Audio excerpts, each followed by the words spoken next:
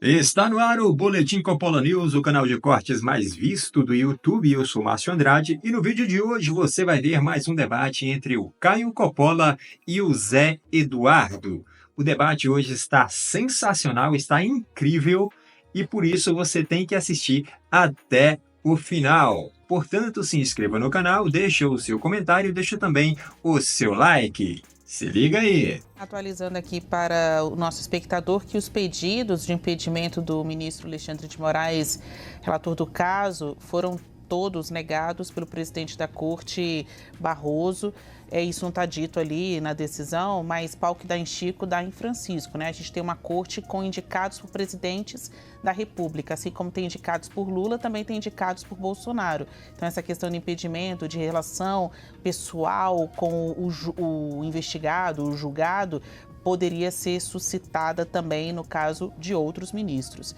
Bom, minha pergunta aqui tem a ver com as eleições de 2026 agora. Se Bolsonaro está inelegível, qual diferença faz a velocidade desse julgamento? Se ele é rápido, se ele é devagar, se o ex-presidente que se coloca ainda como candidato está inelegível, a velocidade desse julgamento sobre a tentativa de golpe no país tem impacto real nas eleições de 2026? Cardoso. Primeiro, uma observação. Eu não tenho esse pessimismo que o Caio tem ao colocar uma suspeição eterna nos ministros do Supremo Tribunal Federal, e digo até pela história. Eu fui advogado do impeachment de Dilma Rousseff. Vários dos ministros que vão julgar agora não aceitaram os nossos pedidos. Vários dos ministros que foram citados como tendo relação com o governo do PT simplesmente não acolheram os nossos pedidos. Eu acho até que injustamente, na minha opinião. Mas eu tenho que respeitar que eles tinham sua independência de opinião. Inclusive, quero mencionar que a principal ação que nós impetramos no Supremo Tribunal Federal, que foi arquivado sob os meus protestos, uma série de consideração, julgando que houve uma injustiça, tinha como relator o Alexandre de Moraes. Então, veja, eu acredito que essa ligação, essa afirmação de que há uma ligação com governos do PT dos ministros, ela não procede. Eu acredito que muitas vezes eles erram, muitas vezes eles acertam, como nós erramos, acertamos, somos seres humanos. Mas eu não posso levantar esse véu de suspeição em relação a quem tem toda uma trajetória notória na vida jurídica e, inclusive, já decidiu o contrário aos governos do PT de forma muito firme e muito forte. Bom, em segundo lugar, eu também não posso dizer que algumas declarações que um juiz faz como cidadão, eu até posso dizer que talvez não fosse oportuno falar, cada caso tem um caso, etc. Mas eu não posso dizer que isso demarca uma situação de já pré-julgamento dele. Não me parece isso crível, não parece aceitável, até porque nós tivemos no impeachment, Caio, não sei se você talvez não lembre, ministros que falavam certas coisas e depois, na hora do processo, votavam outra. Isso, efetivamente, não procede. Eu acho que essa desconfiança sobre o judiciário brasileiro, a priori, ela passa por uma certa forma de uma avaliação que é incorreta. Incorreta pela história, pelos nomes. Eu, por exemplo, o Jair Bolsonaro nomeou 2 ministros para o Supremo Tribunal Federal. O ministro André e o ministro Castro. Eu confio que eles agirão com imparcialidade. Posso até criticar os seus votos, mas são pessoas que têm uma satisfação a cumprir no seu dever. Por fim, apenas um comentário final, Brasília, eu volto a insistir, a legislação brasileira hoje, por aplicação analógica do Código de Processo Civil, em decorrência do princípio do juiz natural, não permite que juízes que estejam presidindo um certo processo, um certo inquérito, sejam afastados por impedimentos ocorridos a posteriori, justamente para que o réu não escolha quem é que efetivamente vai julgá-lo. Alexandre de Moraes já cuidava de um inquérito, decidido como competente para fazê-lo pelo Supremo Tribunal Federal, quando existiram as ameaças contra ele. Imaginar que ele está impedido por causa disso é permitir que aqueles que fizeram a ameaça, pura e simplesmente, pudessem escolher quem os julgaria, mas nem julgar, quem conduziria o inquérito que os investiga. Então, não me parece, não vejo nenhum problema perante a legislação em que Alexandre de Moraes tem esse papel e que, evidentemente, exige no Estado de Direito uma aplicação rigorosa do chamado princípio do juiz natural.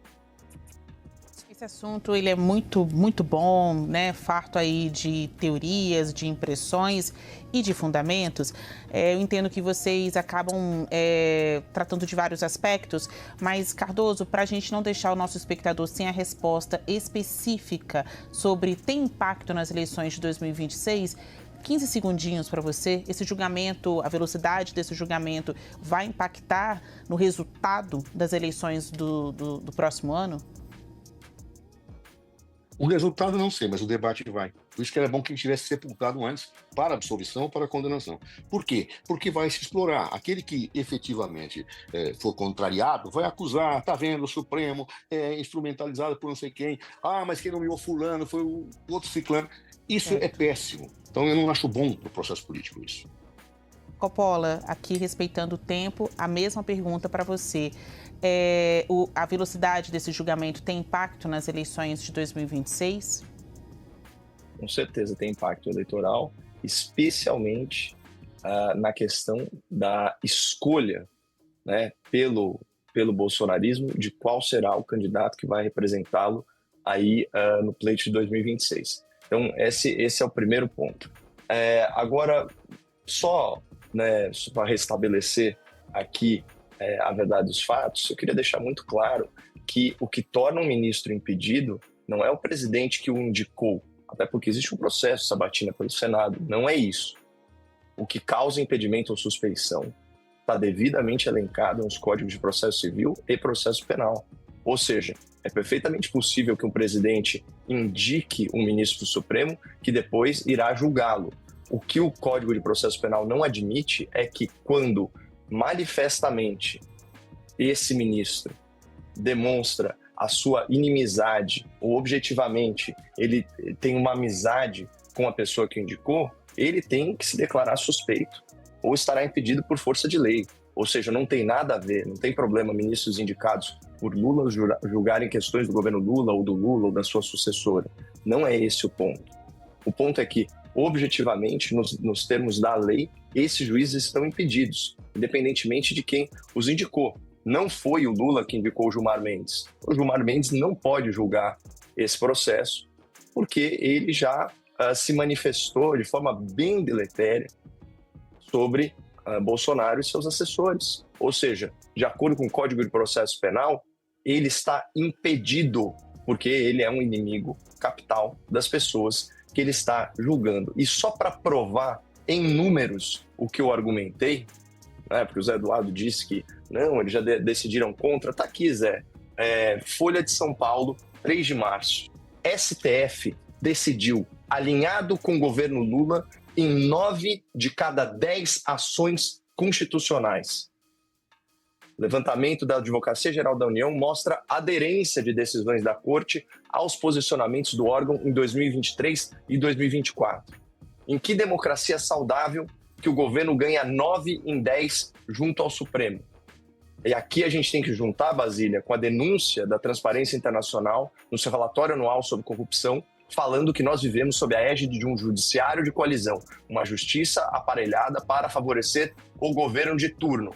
Essa não só é a análise da Transparência Internacional, como também da imprensa e dos parlamentares de esquerda. O Globo, 5 de janeiro, mudança. Distante do Congresso, Lula se aproxima do STF. O STF, com quem ele faz reuniões extraoficiais, fora da agenda, inclusive também a PGR e a Polícia Federal, as autoridades que estão investigando o seu adversário político. E não anuncia isso na imprensa, deve estar lá dentro do sigilo dele de 100 anos. Isso é normalidade democrática? Veja só o que diz a reportagem. Aliados de Lula no Congresso dizem que o presidente fez, aspas, opção por governar com o judiciário e deixou parlamentares de lado. Ou seja, está muito claro aqui que é a isso que a Transparência Internacional se refere, e o levantamento da Folha de São Paulo mostrando o sucesso dos pleitos do governo Lula junto ao Supremo, né? Eles são aí no mínimo uma evidência do que vai acontecer nesse julgamento do Bolsonaro e de seus apoiadores e eventuais assessores, e também de alguns militares nessa tese do golpe imaginário. O Brasil é regido por um sistema de governo chamado democracia. Esse sistema de governo o poder do Estado deveria ser investido todo no povo. Porém, entretanto, não é isso que acontece na prática.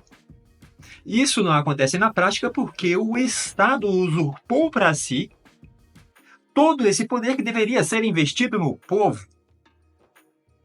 Obviamente que, então, o Estado ficará mais poderoso do que o próprio povo, onde o poder deveria ser investido.